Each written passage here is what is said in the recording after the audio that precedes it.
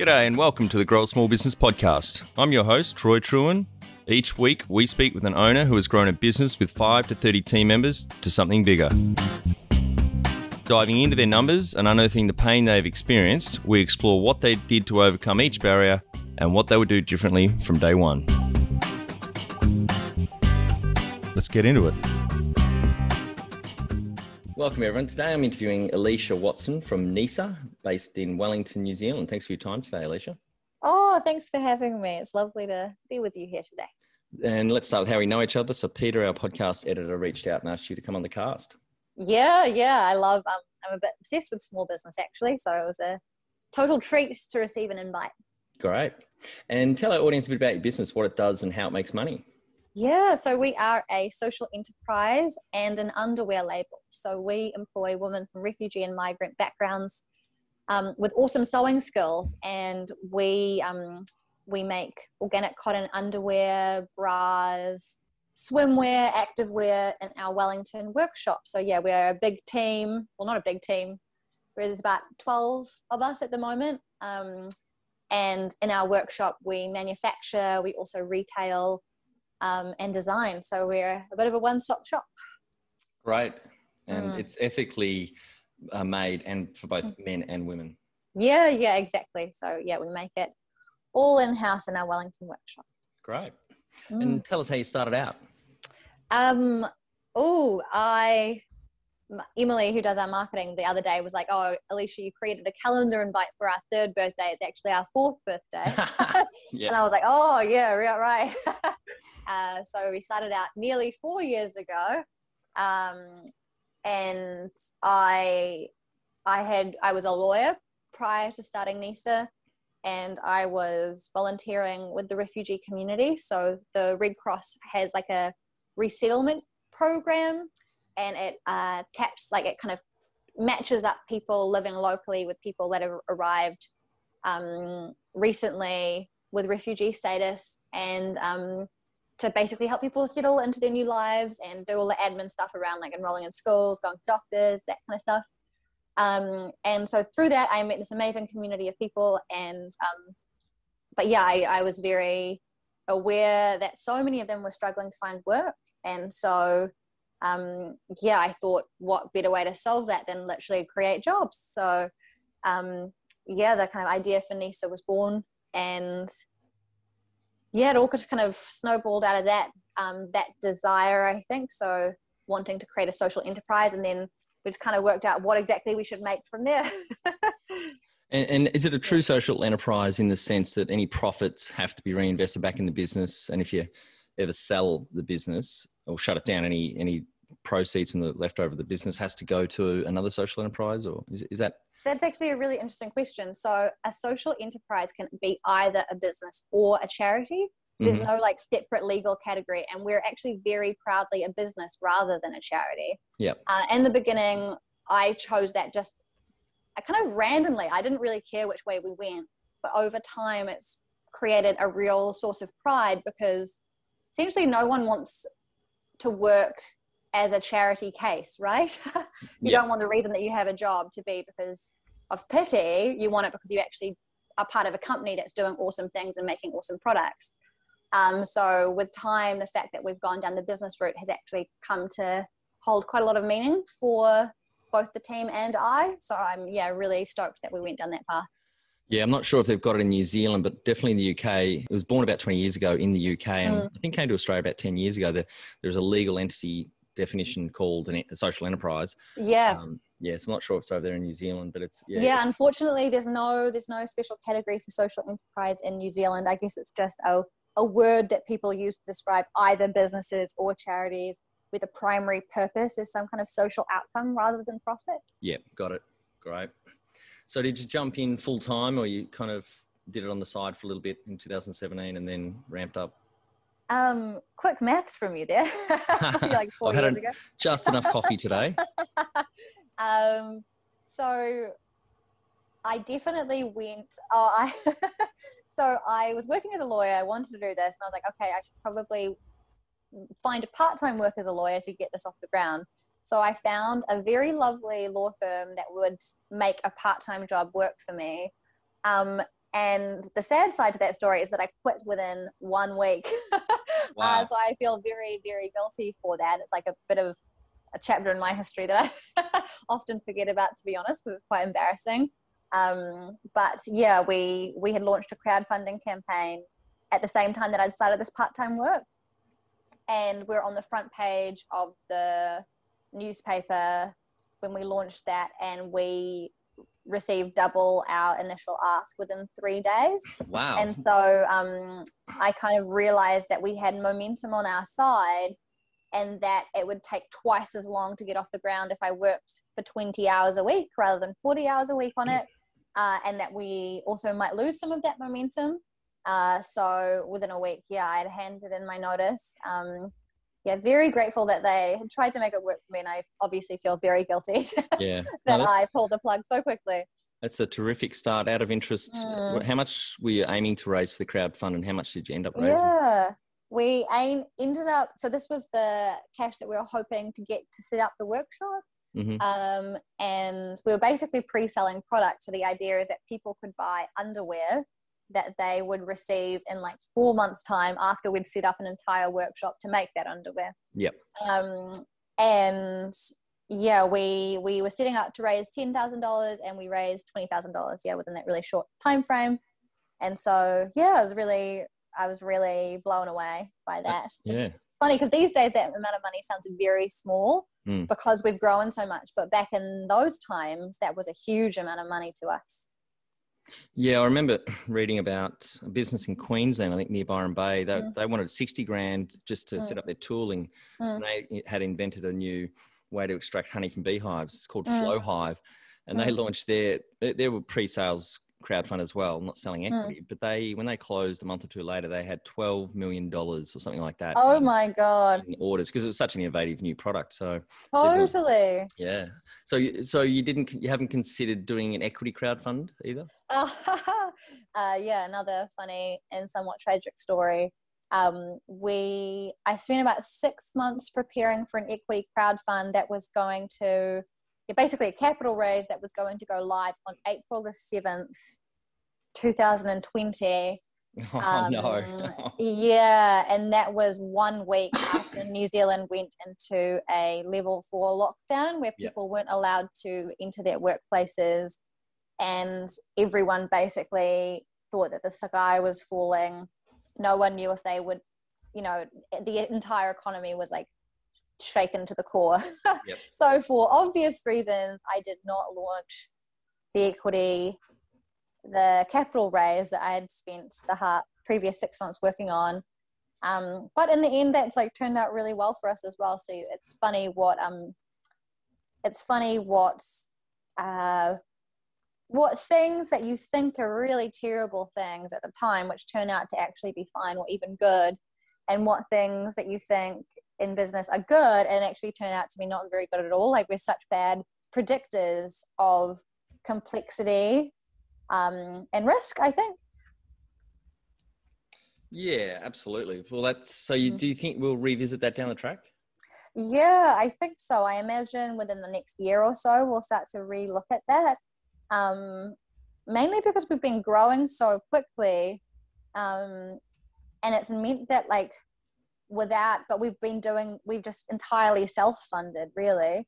And so that's always kind of hamstrung us in other ways. So we'd love to, if we did a capital raise, really have some ambitious projects and dreams that we really need that boost for to take us to the next level again. So that's something that I've got my mind on, but I am always wary about capital raising because you create a second business, which isn't actually the main business. And your business isn't selling the product or the service of the business. It's selling the business to other people. Mm-hmm. And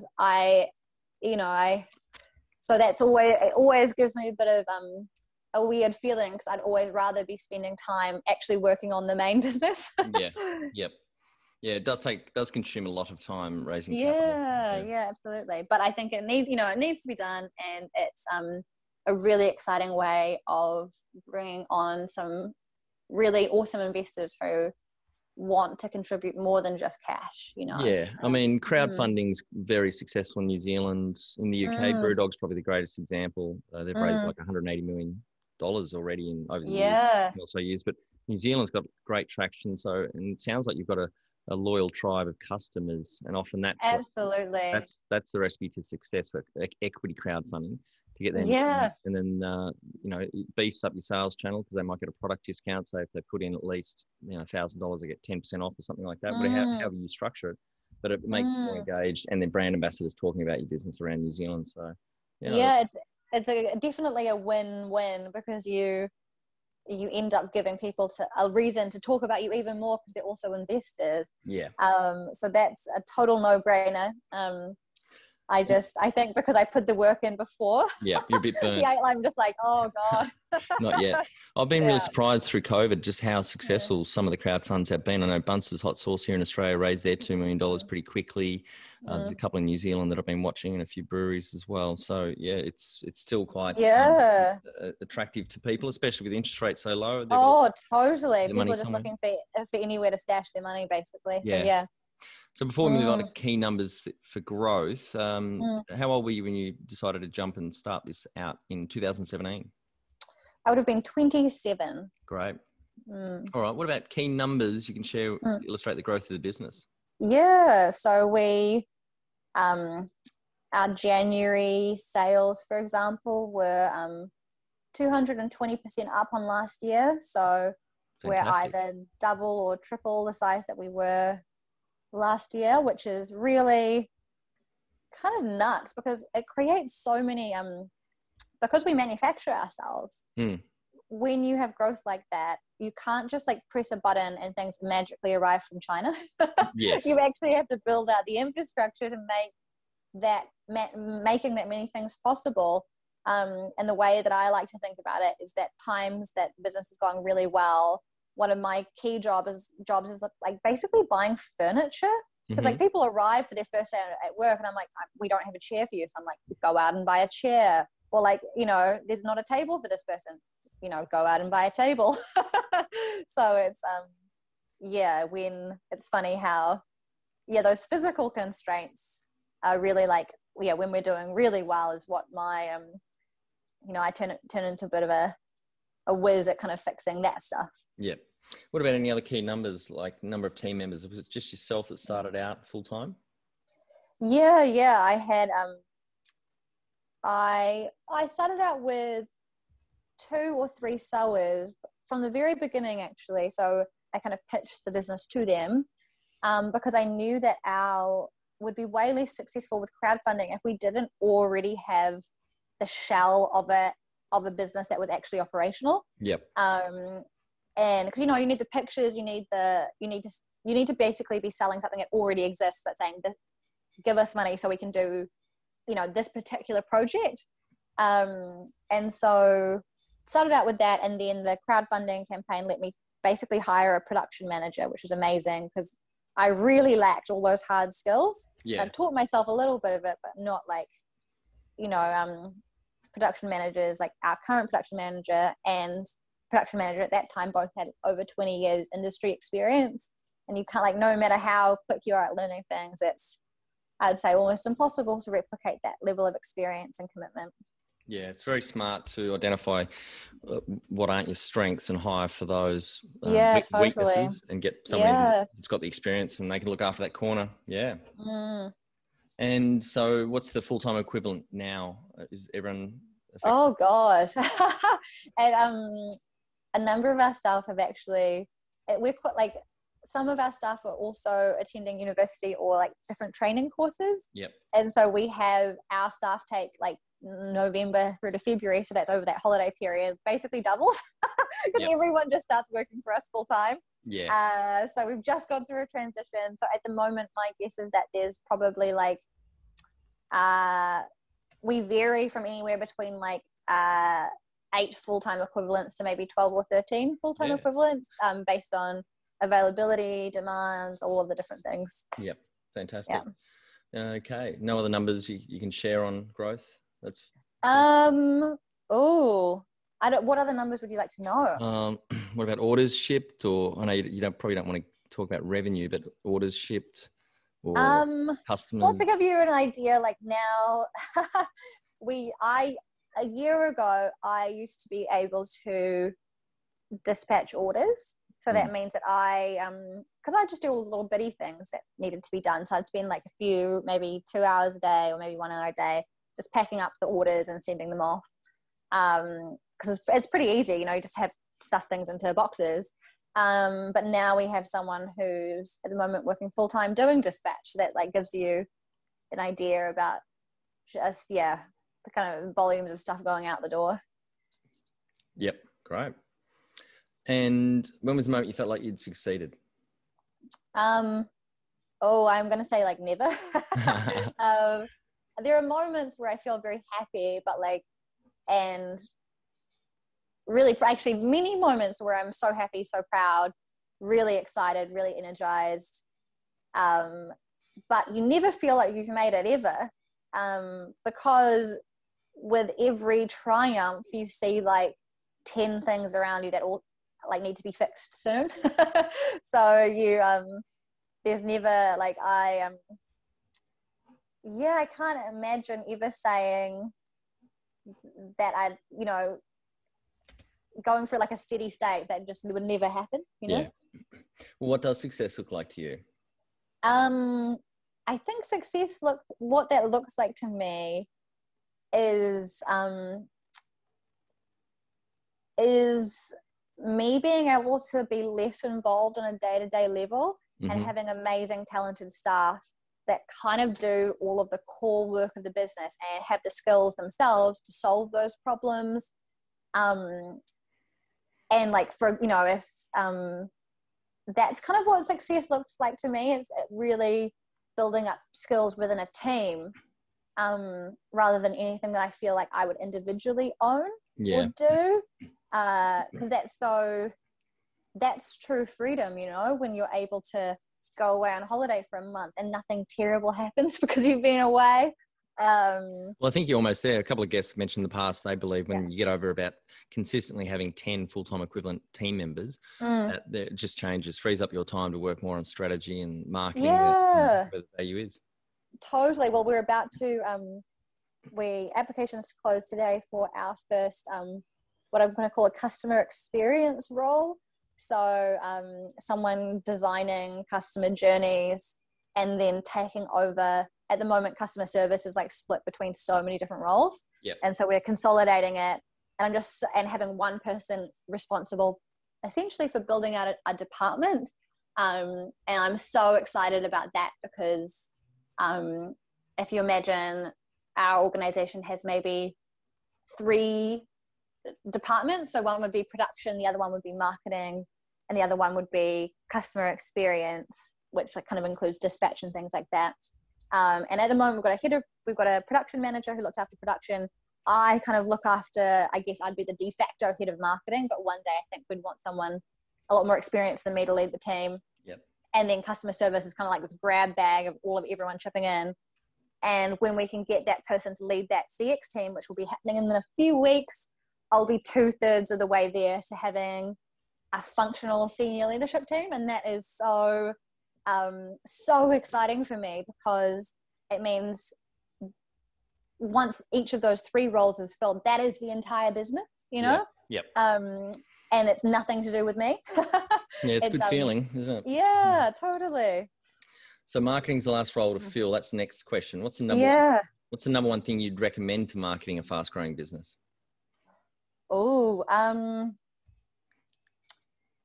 That's a hard one. I think investing in brand, that balance of how much to do that is kind of the make or break for the business as a whole if you're in the direct to consumer space. Yep. So you get like, those crazy kind of Silicon Valley startups that spends like a huge amount on customer acquisition, so much so that they basically go bankrupt. And those are the companies that like spam your Facebook feeds and your Instagram feeds and seem to be everywhere. And I'd say that's like just too much investment in brand and customer acquisition. Whereas you have other brands that really, they never invest in that because they can't really see the value in it. and they also do pretty poorly. So I think that getting that sweet spot of real value for money when you're looking at building a brand and acquiring customers is you need to have that sorted, and you need to have an amazing product, because you can spend limitless amounts of money on marketing, but most people don't have limitless budgets. So working out what actually makes a difference for the customer, and what the customer wants to see and where they want to see it, that kind of thinking is really important, rather than just being like, I want to build a pretty brand, which I think is what a lot of people get stuck in. Yeah. I believe customer service or the customer experience is really a part of the marketing area. Do you track any customer satisfaction scores to see how happy your customers are with your products? Yeah. Well, I guess we ask our customers 3 or 6 months after purchase, I can't remember which one, how happy they are, like how likely they would be to recommend us to people from a scale of like 1 to 5, and our average is 4.8. So that's really really awesome. That and then terrific. we have and then we've got all of our online reviews, which are absolutely amazing. So on our website, everyone pitching in and saying how they experience the product. And I now we do monthly debriefs with the team where I share all of that data with everyone. Yep. And so that's a new thing that we're doing, and it's working really well, because everyone loves to know more about the business that they work in, and like actually likes to know about how that business works. So that's been really cool. But yeah, I would see customer experience and marketing as different, because I see marketing, it's much more tight in a B2B company, whereas in a B2C, I think they are actually quite separate, because marketing is very much like brand building and mass communications, whereas customer experience is people kind of triggering like all one-on-one interactions with the customer. So it could be like returns, it could be people's questions about sizing, it could be like the packaging that you use, and you wouldn't necessarily want someone with a marketing brain involved in that, but you wouldn't want that to be part of marketing. Yeah, the way I see it though is that a big power in marketing is word of mouth. So happy customers are obviously going to talk positively about you, and the way to get happy customers is to have that great customer service or experience. So that's kind of the way I think about it when I work with businesses. Absolutely. I guess it's like a feedback loop, really. Yeah, that's right. I don't see it really as a support. I see it as a great opportunity to market to our existing customers, to just give them a remarkable experience that they then go on to tell others about. Absolutely. And how did you fund your business? I put in, I think, maybe $20,000 or $30,000 of my own money. I got a small grant from the Wellington City Council, and that allowed us to get to the point where we had that like rent, machines, and the first few staff, and then that gave us the platform from which to seek crowdfunding. So yeah, then the crowdfunding went towards all the materials and product development and design and all that kind of stuff. Great. And so no bank finance or other investors coming in? Last year we've been chosen as a CEO venture. I don't know if you know about CEO, but it's like it's a female CEO. Yeah, that's the one. So it's like a network of female CEOs who pay $1,000 a year into a pool that then gets distributed to 5 female-led businesses a year within that country as like basically to help them grow. So it's an interest-free loan, and that's been really handy. So we got that last year, but other than that, no bank loans or anything, no investor capital or anything like that. If you were to start up today with plenty of funding, would you go into your industry?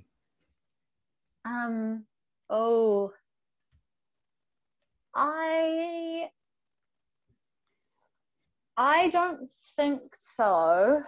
Well, I think fashion we sit on like the fringes of the fashion industry, because we're not obviously, we provide beautiful basics, but we're not like Alexander McQueen or anything like that. It's a totally different thing, but we sit in the fashion industry by virtue of the fact that we make garments and they have to look beautiful, and we use the tools of fashion to sell to our customers. But I think anyone in the fashion industry, it's so driven by love. Like, you know, it's really the blood, sweat, tears kind of thing. And I think money is obviously a big part of it, and you need that, but it's not an industry you'd enter just for financial gain, I don't think. Yeah. It's so competitive. People have so many amazing options. And there's really very little ability to innovate heavily, I'd say. Yeah. Unless you have a completely different proposition. Like, we don't really have any competitors by virtue of the fact that no one else in New Zealand or Australia is making underwear as a social enterprise. So yeah, we've made a bit of a market of one for ourselves, but without that, just entering the fashion industry generally, I would usually like steer people away from it just because of the competitiveness of the industry. Great. Can you outline the most stressful point in your small business growth journey so our audience can learn from it? Yeah. Really practical things. So because we're growing so quickly, space is a big problem for us. So we moved into a new workshop space right in the middle of Wellington CBD, and like I'd never negotiated a commercial lease before, really. And my partner has a background in building, but I don't know anything about that kind of thing. And I remember the place that we ended up moving to used to be a beauty salon. So there were all of these tiny, tiny rooms that they'd made, basically, you know, with a lot of internal walls, so that you'd have little appointment rooms. And I saw the potential of the space, but I said I'd only take the space if you gutted the internal structure. Yep. Because they'd all been put in for this beauty salon. It wasn't like it's not a part of the building. Yep. And so I said you'd have to remove all of the internal walls to make it completely open plan, and then we'd move in. And then because I totally lacked that building nous, I said you'd be responsible. I said they'd be responsible for the demolition, and then we would take it from there. I didn't realize that all of the wiring ran through those internal walls. Right. Because it's such an old building, it's concrete. So, and it's from the 1920s, I think this building was built. And so you remember coming in and seeing all of these wires hanging from the ceiling. Oh no. And I had literally given ourselves a budget of $1,000 for the move. Yep. And I realized that we'd have to get in an electrician and completely redo the wiring setup of quite a large premises. And oh my God, I can't even. How expensive was it? I think everything in total, I couldn't even remember now. I feel like the trauma's just like blocked it out. But that was just such a total clusterfuck. And it was also because of my like misunderstanding of commercial leases. Like I would have thought, you know, I was in my little residential head, and I'd be like, well, of course they have to provide you a premises with power, electricity that works. And I didn't realize that it's like absolutely not the case. You know, you can't just get it as it is, and it's yours to work with. Yeah. So why didn't you ask your partner for help? This is kind of his space. Yeah, I didn't. I try to, I don't know why. I think it's probably because he works full time, so it's hard. And I do all my business stuff in working hours, you know, so I can't really just go grab him and be like, come over and look at it. And so that's, I think, part of it. But yeah, it was definitely, my own mistake and my own lack of experience, I think. Yeah. But yeah, so funny these days. If I went into a premises, I'd be asking completely different questions. Yes. Well, you know, mistakes are a great teacher, aren't they? Yeah, totally. I feel like I'm telling you too many war stories, and it's maybe not glamorous enough. But what area in business do you feel you've had to work on the most to add the greatest value? Financial capability. Yep. For sure. I imagine most people say this going into business, because not many accountants become business people. So, but it's like a very it's not a skill that you just come across in everyday life. Mm-hmm. It's definitely a skill that you have to acquire. And I think the reason why people get onto it really late is because when you start a business, you don't technically need those skills. You can get by on like a very basic understanding of accounting for a long time, because you're like, oh, it's just about compliance. I just have to get my tax bill right at the end of the year. Then that's all it is, right? Yep. And so you can kind of operate in that model, which is like what I call like the compliance model for a long time, where you're like, as long as I don't break the law, I'm fine.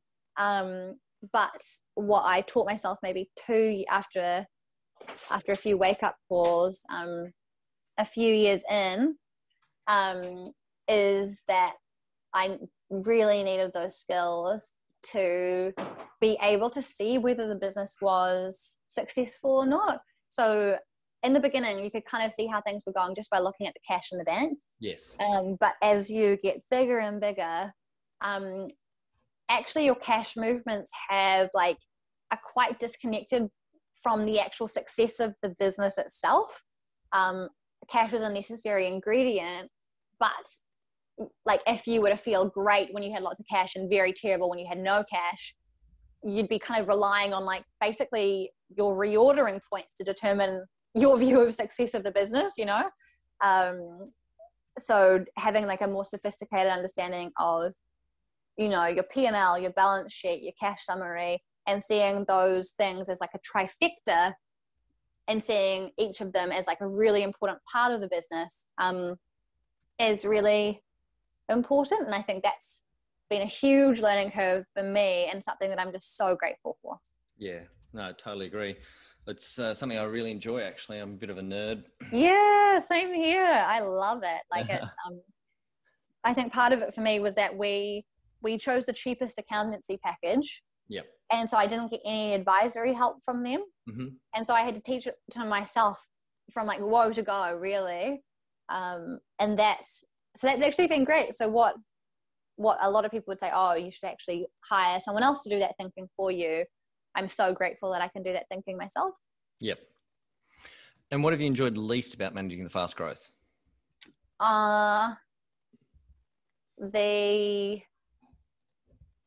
You never really feel like you can get a handle on things, mm-hmm. because you're pursuing opportunities and solving problems every day, and the list keeps on growing. Like you can never really just kind of let the sun bathe on your skin and be like, yay, solve this thing, because there's always so many more things to do. Yeah. And I think that if you had more of a steady state business, you would probably have the opportunity to kind of take a bit of a rest a bit more. Yeah. But when you're growing so quickly, the systems that you built 6 months ago tend to break. Yes. So you have to build new systems. It's a good problem to have. Yeah, and it's really exciting. And always, it's such a cool job to have, because you're like a professional systems builder, and I love that. But you're always building, but something is always breaking, and yeah, just being okay with that is good. And what do you love most about growing a small business? I like the fact that the team, you're a small business, the team really feels like a family. Mm-hmm. You know, we eat lunch together every day. We're all really close. And I've actually met people who have deliberately kept their companies at about no more than 30 staff, because they never want to lose that feeling of like closeness and interconnectedness with the team. Yep. And I really respect that, because I can see that once it gets bigger than that, people don't know each other very well. Yeah. And you have these like layers of hierarchy that kind of get in the way of just seeing people around you. Yeah. And what's been the biggest mindset shift in your small business growth journey? Mindset shift.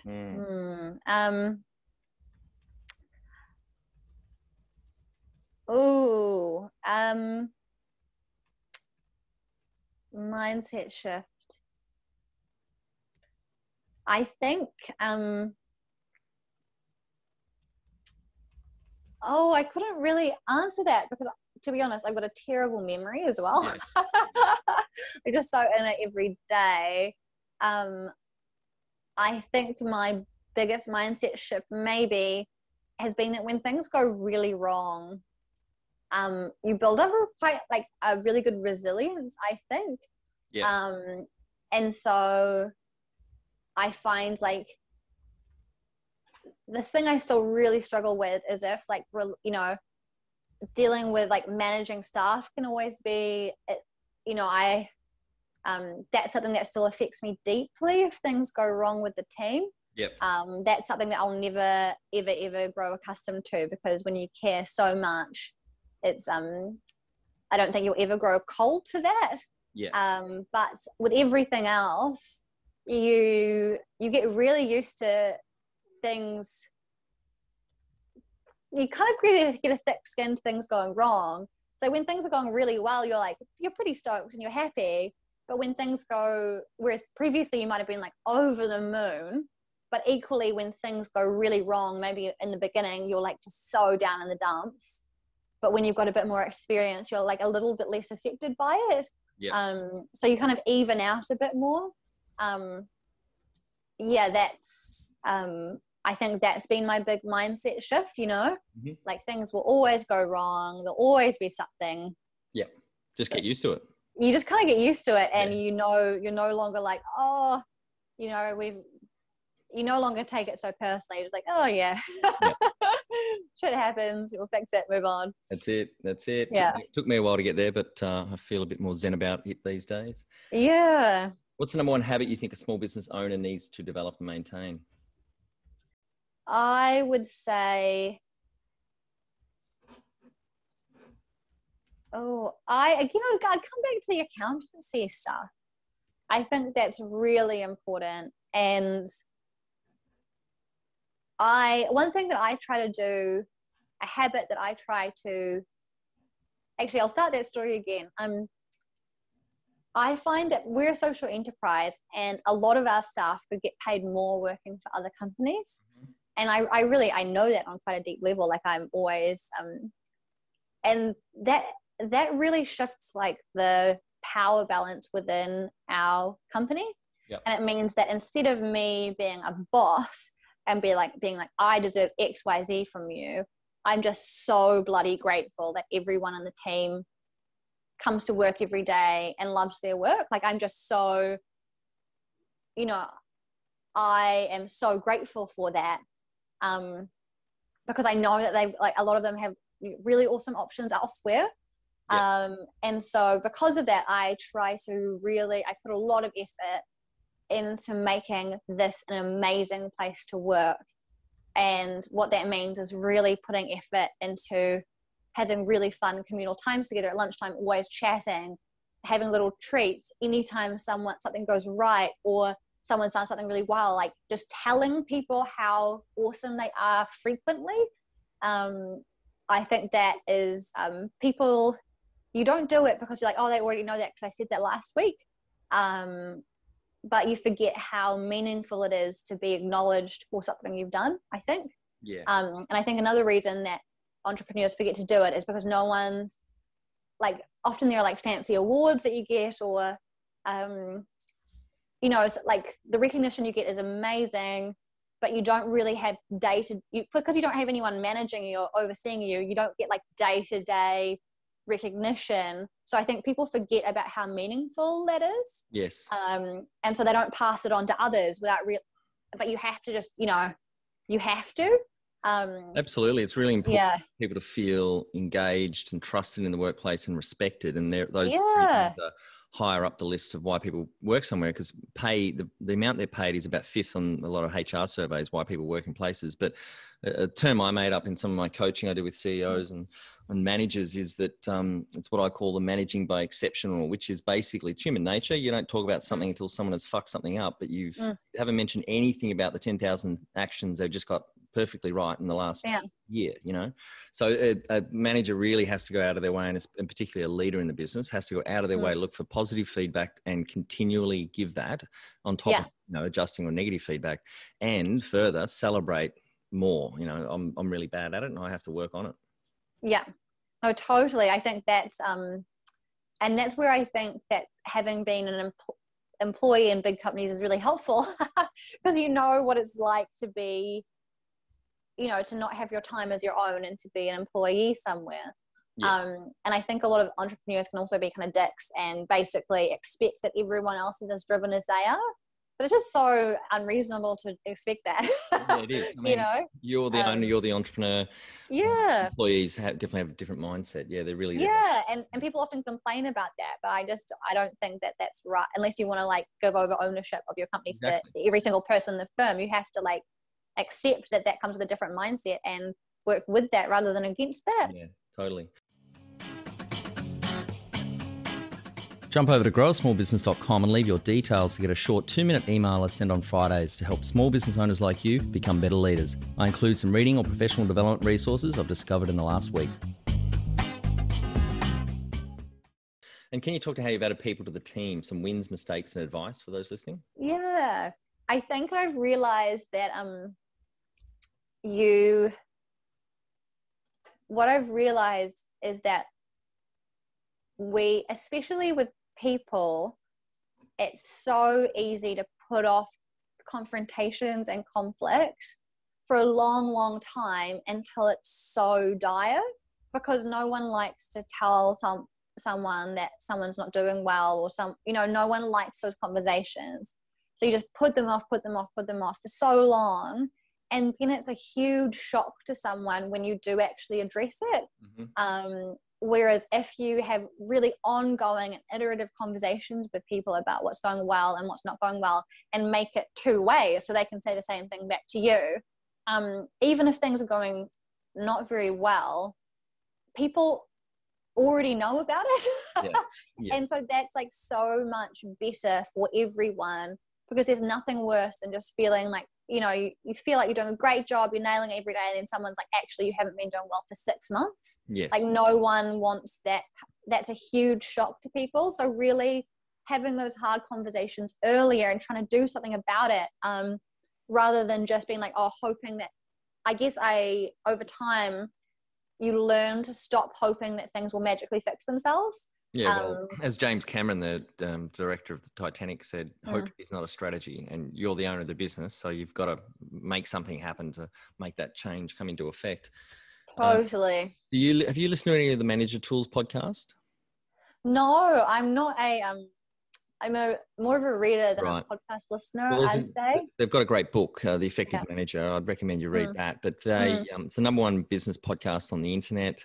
Been for 16 years now. They're really great resources. A lot of it's for the corporate end of town, but small businesses can take good advice out of that. And one of the tools they talk about is the weekly one-on-ones and also feedback. So having that locked in your calendar with your direct report, 30 minutes, and to be able to provide that feedback, as well as feedback during the week on the fly.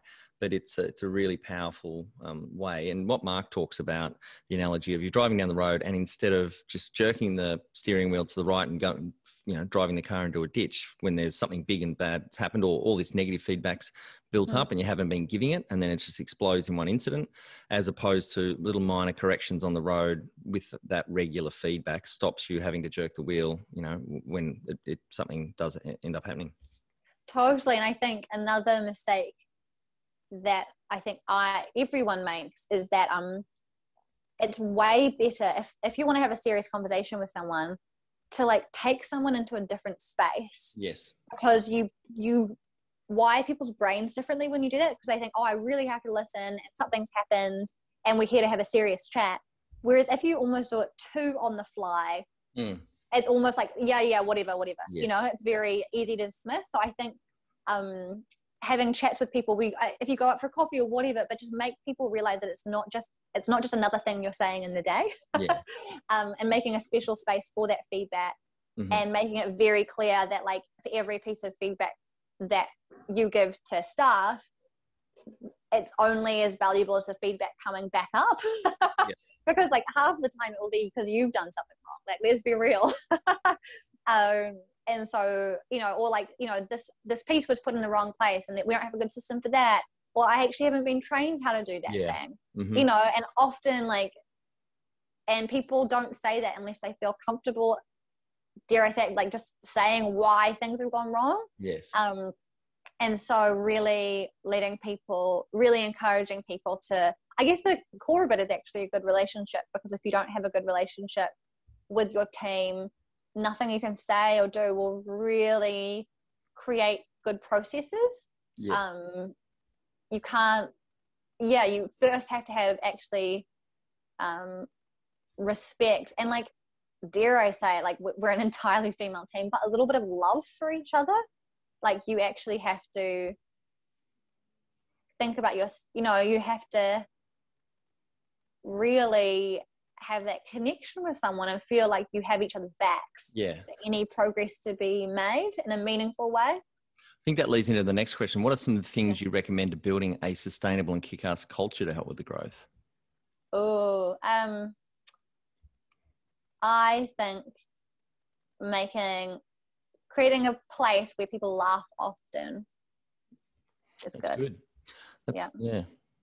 Obviously very appropriate if you're running a comedy club, but I think, for a business, that's a really good way to think about it, actually. Yeah. Yeah, it means you're chatting with your colleagues occasionally, something funny is shared. Mm-hmm. People feel light enough. It's just like you want every few hours for everyone to laugh. Yeah. Tell our audience how you've handled balance. Balance. Oh, I can't take any credit for it. It's largely because my partner, his dad, ran a business for his entire childhood. And so he's absolutely allergic to business encroachments on private life. Yeah, right. I can see that. Yeah. And so he's just got no, if I work at home, after working hours, he just looks at me with such deep judgment. He doesn't just walk over and fold the laptop down. He just kind of rolls his eyes, or and just be like, why are you doing that? And that means that I basically never do that. Yeah. That's a good habit to build. But the flip side is okay, he doesn't go away that often, but when he does, I will literally work until midnight. Right. Yeah, I can't claim any credit for that. And how much professional development have you invested in yourself, apart from obviously training as a lawyer? Very little. But I have sought out help very often. Well, that's the next question. Mentors or coaches along the way? Yeah, loads.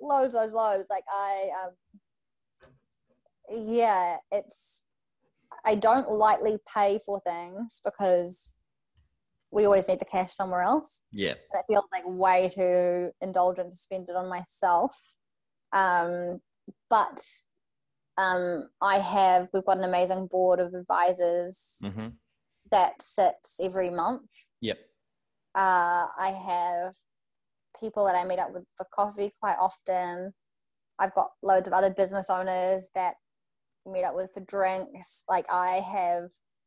I think one really cool thing about being a woman is that sometimes I think it's probably bad for womankind. But for example, when I'm on the phone to the bank, I can kind of be there oh, I've got no idea what's going on. Can you help me? Yeah. And people tend to be quite sympathetic. Maybe I should use that card less. I'm not sure. So there's that kind of angle when you're talking with a big business, you're like, oh, I don't understand. Can someone help me walk me through this? But when in a more, in other spaces, I am so happy to say, I don't understand that word you just used, or I don't understand that concept. Can you explain it to me? Or if I think there's something that I want to learn about, I'll email someone being like, would you mind giving me a crash course on this? Or could I spend half an hour with you talking about this? And often what I do, because we can't necessarily afford all these fancy consultants, I'll spend a lot of time making a plan, thinking of a strategy. And what I do is that I then either pay people or find people to spend an hour with me, and they might have 30 or 40 years experience in whatever that thing is.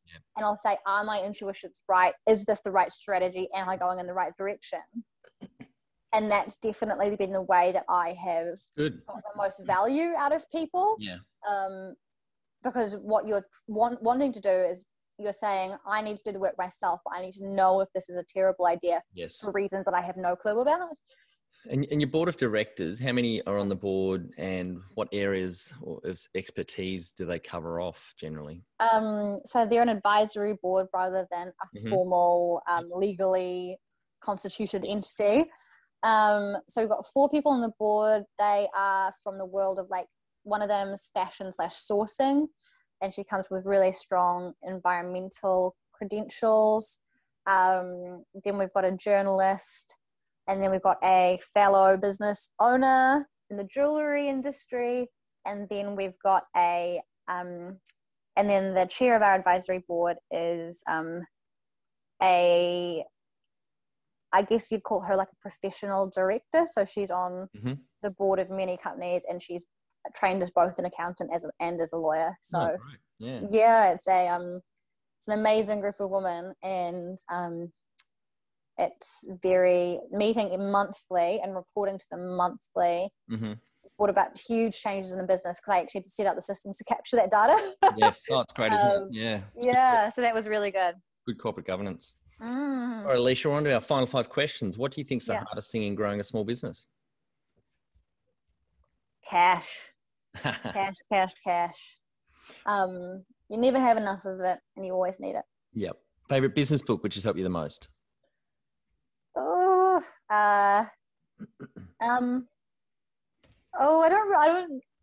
don't know if I have one. I'm sorry. I don't think I can answer that. Any great podcasts or online learning tools you use for your own professional development? I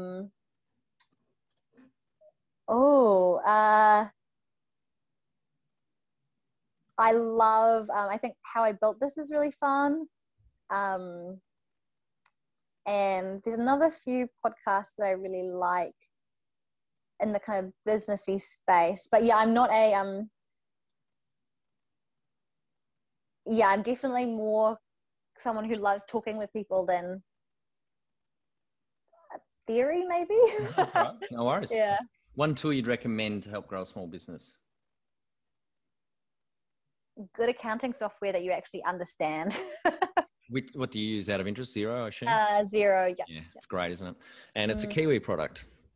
Yeah, it is actually. Yep. Finally, my favorite question. What would you tell yourself on day 1 of starting out? I think most people come to the conclusion where, like, they would say, don't do it. Yeah. But you tell yourself that on day 1? No, I wouldn't tell them. I think the place that I've come to is that I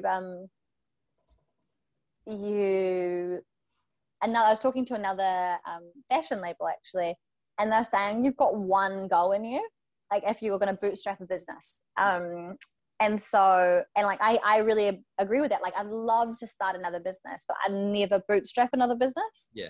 And it's because it's so exhausting. It's so hard to do something when you've got no cash.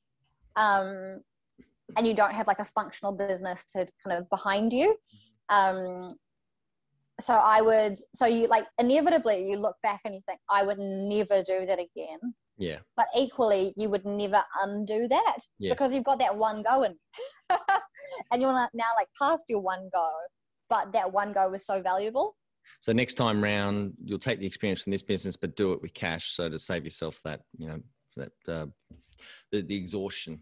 Yeah, I think so. And I think I would, and also because now I know what you need for a business. I think when I was starting out, if you'd given me lots of money, I actually wouldn't have really known what to do with it. Yeah. And so it's probably good that I didn't have it. Like, I think when you're starting out, half the stuff you spend money on is actually a total waste of money.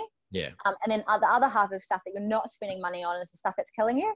I love that old advertising adage, which is 50% of advertising spend is wasted. The problem is you just don't know which 50%.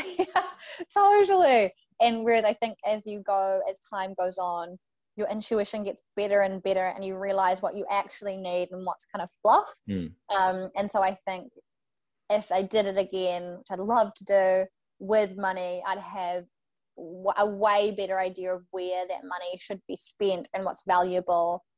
Whereas going back to give past Elisha the money, I probably wouldn't trust her with it either. Right. Well, thanks for your time today, Elisha. I think the audience got a shit ton of value out of what you shared with us. Congratulations on a terrific growth story. So Yeah. 1 FTE to about 10 now and 220% growth for this January over the last January. That's just a great trajectory, and congratulations to you and the team. Yeah, thank you so much. It's been a lovely talking to you. That's it. Thanks for listening. Please leave a review in iTunes or whatever platform you listen to us on. It means more small business owners will find our cast and help people with their business growth journey.